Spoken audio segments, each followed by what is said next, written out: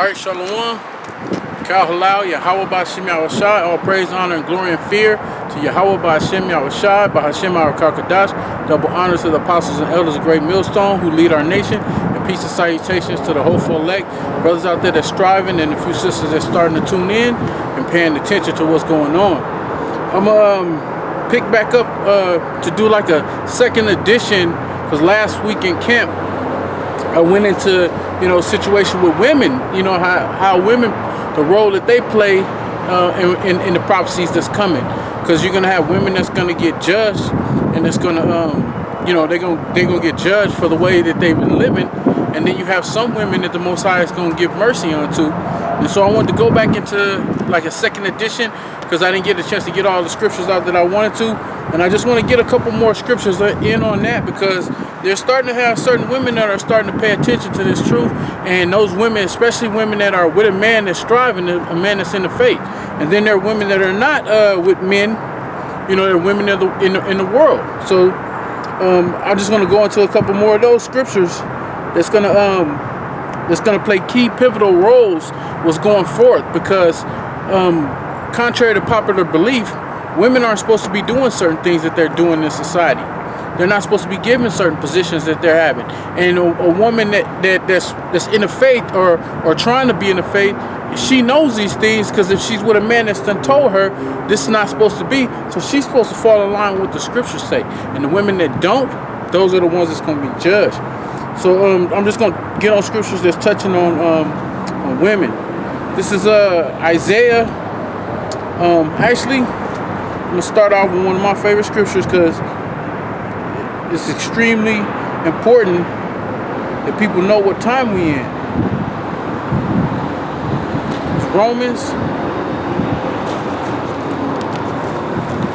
13 and 11. I always like to open up with this scripture, because it's an everyday scripture for what's going on, the time that we're in right now. It says, and that knowing the time that now it is high time to awake out of sleep, for now is our salvation nearer than when we believed. And that goes for you women too, man. You women out there, salvation is near. You got to stop the shit you've been doing. You got to stop doing the things being the certain ways that you are being to the men that you're with, because the Most High paying close attention to that. The time we're in, we're coming into a time of judgment, man. Judgment is at the seat, man. We just got out of the Day of Atonement. The Day of Atonement, it just recently ended, and that's to atone for the sins that you've been committing all year long. So you women that y'all need a strong Day of Atonement, because of the things that y'all be doing is going to bring forth mass judgment in your life. And the Most High has been getting your attention more and more. So this is Isaiah 3, and I'm going to start at verse 12. It says, as for my people, children are their oppressors, and women rule over them. O my people, they that lead thee cause thee to err, and to destroy the ways of thy path. And that's twofold. Some of the women that's ruling over the Most High's people are, a lot of the times, man, women are raising the children by herself. Now that's not a you know what I'm saying, a knock on her. That's part of the curses, man. The curses say the man gonna leave, but he ain't just lit up and leave. Women running them away. Then you have women that are running men in relationships. You're the ones that are in control. You make a man feel like he has to be a certain way in order to get with you or be with you. And then he has to maintain these ways with you in order to be side by side with you. And he ain't supposed to be side by side. He's supposed to be ahead of you. It's an order. Matter of fact, let me hold this right quick and get a quick precept. Because women, y'all think it's supposed to be 50-50, or you should be ahead of the man. That's not the ways of the Most High. See, you're going to find out if you don't get with the Most High's program, he's just going to judge the fuck out you. That's just what it is.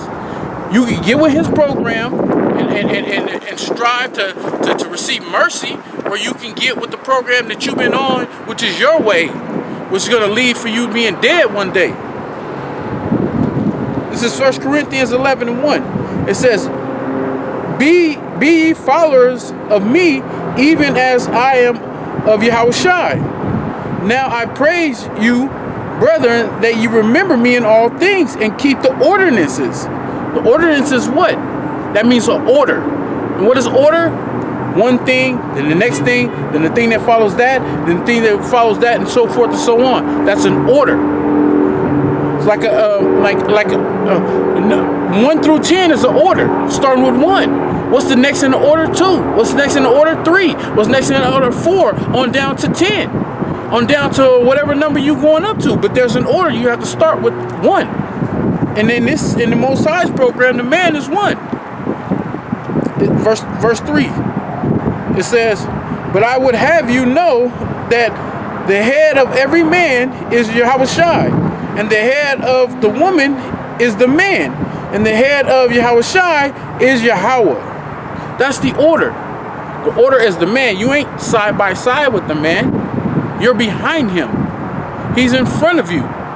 That's the order. In the pecking order, you're second on the list of us here on the earth.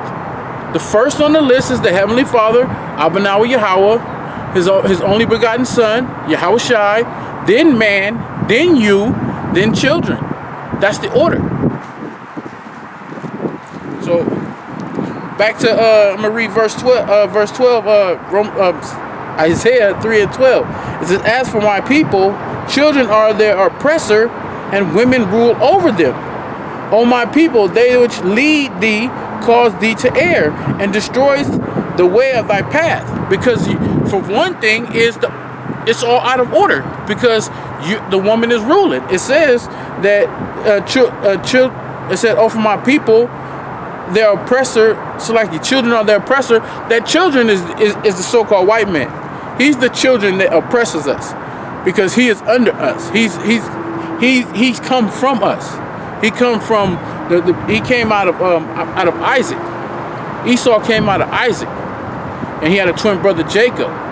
So they came out of black men. They're a child to us, but they are the ones who are oppressing us, because the Most High have placed them to rule in this empire that he set up for the so-called white men. And they're oppressing us, and then he has given the power to the woman, and the women are the one who's ruling over us. That's in the so-called white man society. He has switched the order and put women ahead of the man, especially in you Israelites household, especially amongst you Jakes. They push that.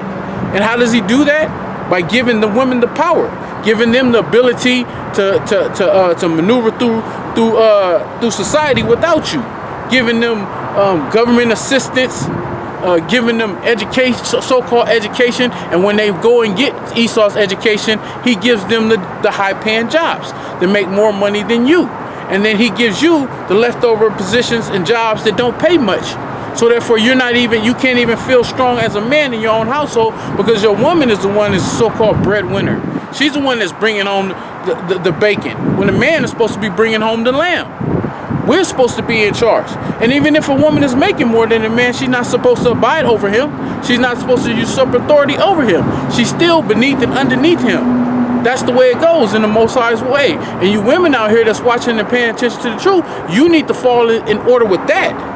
Forget what the so-called white man is doing. If he's giving you these things, put your man in the power position. Put your man forth. Nah, you lead. This is you. That's how you're supposed to be. And also, let me flip to let me go into the flip side of it. On the flip side, it's talking about also like twofold. You have physically women that are leading, but then you have these what is called strange women, these other philosophies, these other doctrines out there. All this stuff that the so-called white man put out there, all these other different religions. Those are strange women. Those women are leading men to err as well. I'm going to jump down to verse 16, because this is going into the physically women.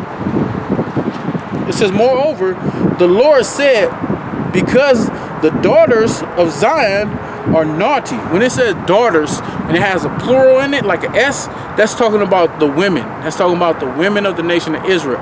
When it say daughter, it's talking about the whole nation. It's talking about as the nation, the daughter, meaning as a whole men and women, but this is talking to the women, you know, the daughters, plural, of Zion. Zion represents the Most High's monument. It says, are haughty and walk with stretched forth necks and wanton eyes, walking and mention as they go, and making a twinkling with their feet. That's how they are. That, you know, all the stuff that they put on to make themselves attractive, to in their attitude with it. You know, women of today's society, you're proud. You have a proud look.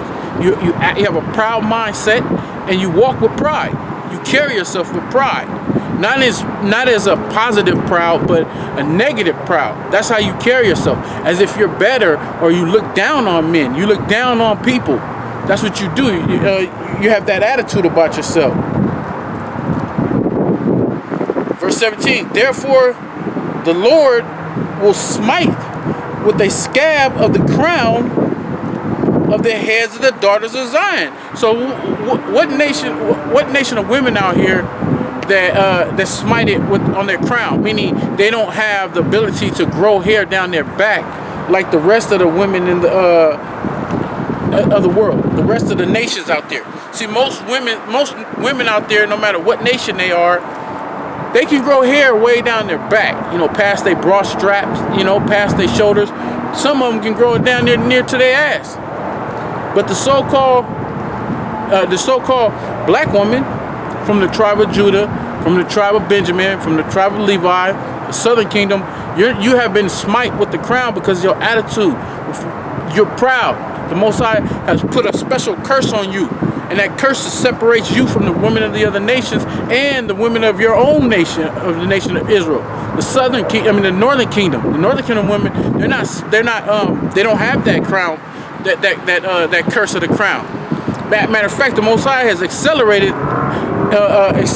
their their glory. They have a long glory, but also he pushed a curse on them that they're too damn hairy. They're hairy all over. They're extra hairy. They grow hair all down their fucking face. You know, they got to keep that. They got to keep that in check, because they'll look like a damn wolf out here. I'm talking about southern kingdom. I'm Salakia. I'm talking about you northern kingdom women. Y'all are extra hairy. But you southern kingdom women, the so-called black woman, you don't grow your hair. You can't grow that type of hair. Your hair is you got a curse going on, the Most High, specially made, tailored for you. Verse 17, I'm going to read that again. Therefore, the Lord will smite with a scab of the crown of the head of the daughters of Zion, and I will discover their secret parts.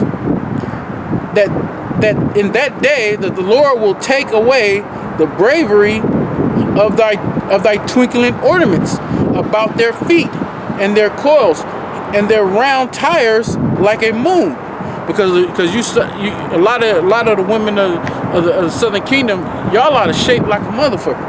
I mean, a lot of women out there are, because it's what Esau doing. He putting in the food.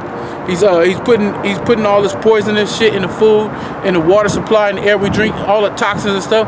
That's touching all of us. All of us are suffering from that. But this is something particular, because back in the ancient biblical times, women of our nation, especially Southern Kingdom, y'all were bad. Y'all were bad as hell.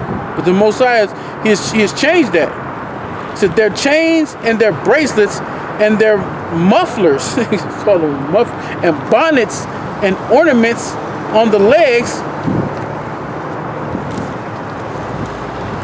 and the heads and the hands and the tablets and their earrings, the rings of their nose jewels, and changeable suits of apparel, and mantles and wimplings and crisping pins. Because our women used to, y'all like to get all decked out. Y'all like to, along with your makeup and all that stuff. It says the glasses and the fine linens and the hoods and the veils. And it shall come to pass that instead of sweet smell, there shall be stink. And a lot of our women, you have odor issues when it comes to your box, your kobah, aka or well known as your vagina, your vajayjay stink. It smells that way. That's a curse the Most High has put on you. Why? Because you're promiscuous. You out there laying with men to men. You're out there.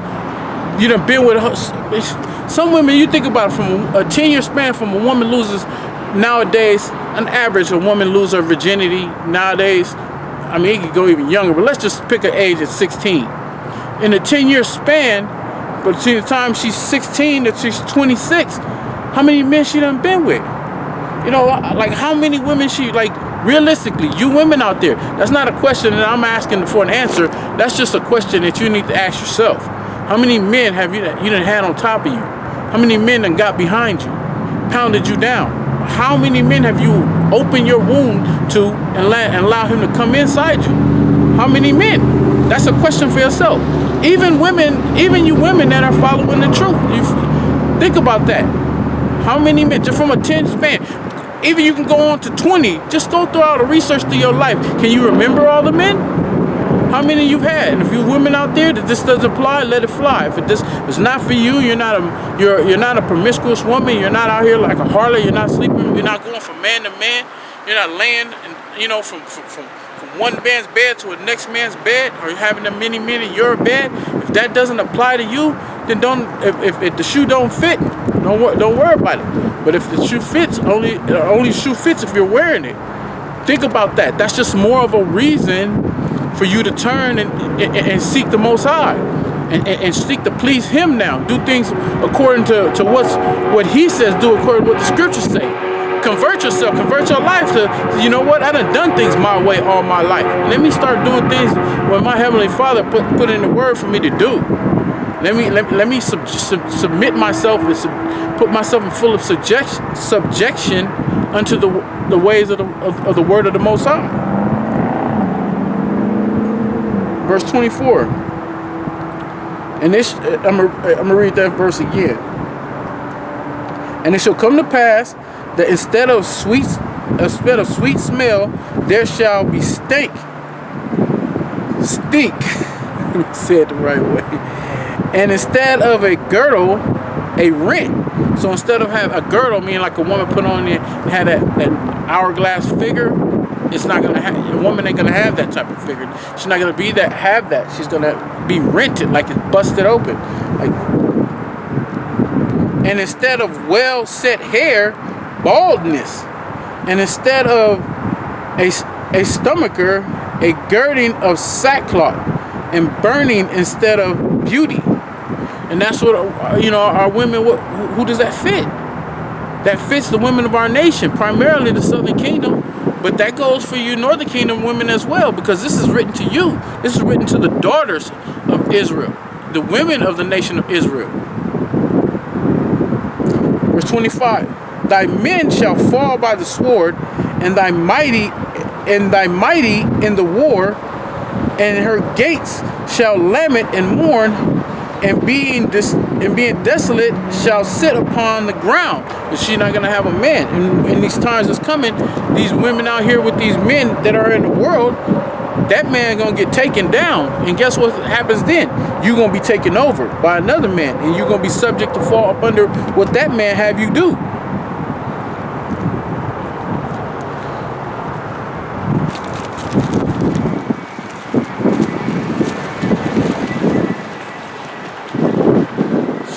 Bear with me for a second. This is Proverbs. Actually,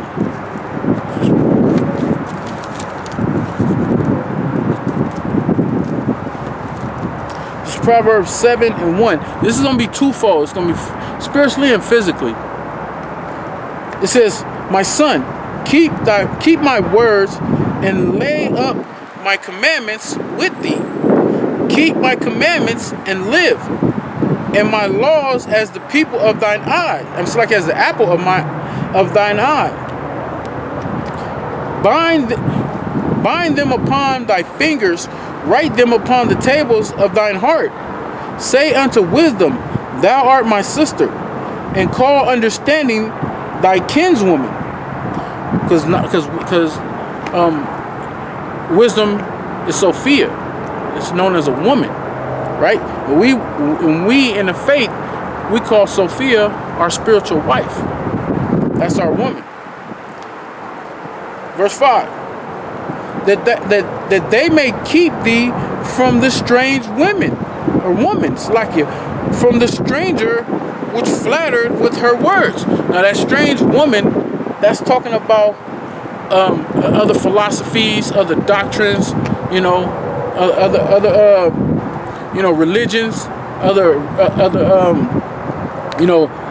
false gods, worshiping idols and false deities.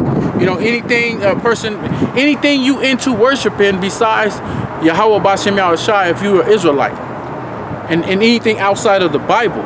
When you reading these other religious books or these other spiritual books or so-called philosophy books or any type of, like right now they got the New Age religion, they got people into Scientology, all these different forms of higher power or gods or religious or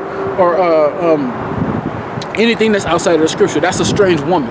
Anything that will take you away from this truth, anything that will take you away from following the teaching of the scriptures of the Holy Bible, that's a strange woman.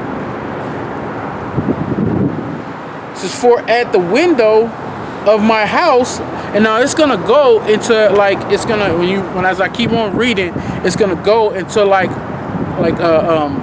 scenarios, philosophy of basically of what a woman do, because women will trap you up. This is primarily talking about a spiritual, the strange woman, and it's a spiritual, but it's physical too, because women physically do these. What I'm about to read, what you see, it's a cold setup. It's verse 6. It says, "For at the window of my house I looked through my casement, and beheld amongst the simple ones, I discerned among the youth and young man, a void of understanding." So this is who that strange woman will catch. It will catch a man of that's void of understanding. I mean, he doesn't have understanding. He doesn't know this truth. So he'll get captured by this. Passing through the streets near her corner, and he went the way of her house. A strange woman went in the way of her house would be if somebody a strange woman approached me just recently, right? I was in Walmart and I was in an aisle, and it was an Issacharite. This is a quick testimony. Issacharite, he started asking me about. I was in an aisle looking at these vitamins and it's not really herbs, but vitamins and minerals and multivitamins. They sell them over there, and I was there looking for some vitamin E oil. And so he was in there. He was asking me about some of the stuff there, but it just seemed like he was mainly just trying to break the ice with me, like because you really didn't have to ask me the question. He asked me which brand do I think will work, and I don't know, shit. It's Walmart, whatever the case may be. But then after that, he just went straight forward, like, "Hey man, do you know Jesus? You have a relationship with Jesus?" And then he went straight to trying to hand me pamphlets and stuff, and he was like, man, you gotta watch your soul, you don't want to go to hell, and I'm like, fuck, man, here we go. And a strange woman came up on me, of course, I didn't take her by the hand, I didn't slow dance with her, I didn't, that right there, him coming at me it says, passing through the streets near her corner, and he went the way of her house.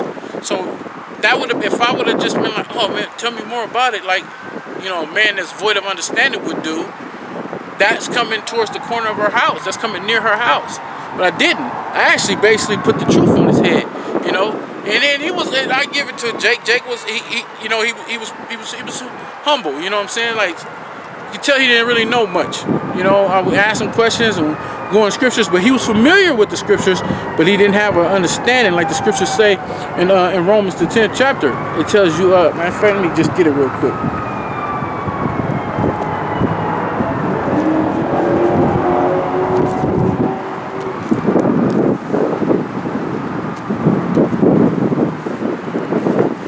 This is Romans 10 and 1. It says, "Brethren, my heart is desire and prayer to the Most High for Israel is that they might be saved. For I bear them record that they have a zeal of the Most High, but not according to knowledge. And that's exactly what he had. He had a zeal of the Most High, but he didn't have the knowledge. He didn't know the truth about the scriptures that he was actually quoting and reading. But anyway, long story short, I turned, he ended up having to break wide, because they always do that, But, we'll see. I exchanged number with Jake. We'll see if Jake reach out, because we actually did go into the, he actually, what the thing about it is, Jake not used to you knowing the scriptures. He used to him knowing more than you. So when he come at you, he's figuring he's going to know more than you. But then through time, when you interact with a man that the Most High is dealing with, a man that the Most High has been having serve him, you're going to find out quickly that you don't know as much as we know. We're going to spin your head. You're going to be scratching your head. You're going to be like, what? And then most of them got to get out of there because they're getting confounded. But Jake hung in there, so we'll see. But anyway, getting back to the scripture, that's coming near a corner of a house when somebody is approaching you with with a strange woman, introducing you to the strange woman, or you find yourself going into something that, like checking this out, like on the tip of, you might start like thinking that it's true. Verse 9, in the twilight, in the evening, in the black and dark night, and behold, there met him a woman with the attire of an harlot and subtile of heart. So that attire of a harlot meaning it's attractive. Whatever it is that, whatever philosophy, religion, or whatever they coming at you with, that it looks and it sounds good. They package it up real good, right? And physically, it's the same thing with a woman. A woman coming at you, she got a lot of skin out. She got that she wearing clothes that draw attention to her. You checking her out, checking out her humps and bumps, her cakes and yams. Verse 11. She is loud and stubborn. Her feet abide not in her house. Meaning, now it's about to go and make this is the curve now. It's about to go into how these women act physically, like the physical part. Keep in mind, it's a spiritual too. It's a spirit. This is definitely spiritual, but this is also how women act. And the women of our nation, they do this. She keeping not in her house, meaning she got a man, but she out here entertaining another man. She out here all up in your face, but she got a man. Her feet is not set by him or behind him. Her feet is set other places, man. That's why America's known as the harlot too, because America is is in every other. She keeping not at home, meaning America has their embassies and military base and personnel in all these other countries. The harlot, that the scriptures talk about, is in every other person's backyard too. It says, verse 12, now is she without, now in the streets, and lieth in wait at every corner. Meaning she trying to see what kind of dude she could pick up. So she caught him and kissed him, and with an impudent face said unto him, I have peace offerings with me. This day have I paid my vows. Therefore came I forth to meet thee diligently to seek thy face, and I found thee. Meaning she was out there, she spitting that game. I've been looking for me a good dude. Damn, I came up on you. Like as she been looking for you this whole time, but you the sucker basically. Verse 16. I've decked my bed with coverings and tapestry, with carved works, with fine linen of Egypt. I have perfumed my bed with myrrh, aloes, and cinnamon. Come, let us take our fill of love until the morning, and let us solace ourselves with love, meaning enjoy yourself, have a good time, let's lay in the hay, right? For the good man is not at home. He has gone a long journey. So she be telling you, I got a man. That's how it is today. If you approach a chick and she got a dude, you're supposed to tell her, okay, well, take care. Keep it moving. But she'll let you know she got a dude, but she with it. And these dudes niggas out here will get with her. And then when her dude call, you gotta shut up. Or if her dude call your phone asking you questions, you gotta cover for her. But women don't do that for you. If you can't tell a chick, oh yeah, I got a woman, you know what I'm saying? She ain't about to, oh, chicks don't wanna share. They, oh, okay, well they get rid of you. But you men, you the suckers out here. You'll fall for that. You ain't supposed to be even doing that. If she got a man, you're supposed to leave her alone. But the women, they be honest with you because you ain't know your ass gonna still go for it. And that's what she said. She telling her, for the good man is not at home.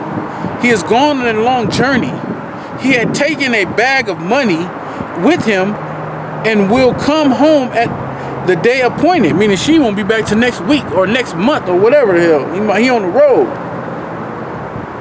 With her much fair speech, she caused him to yield.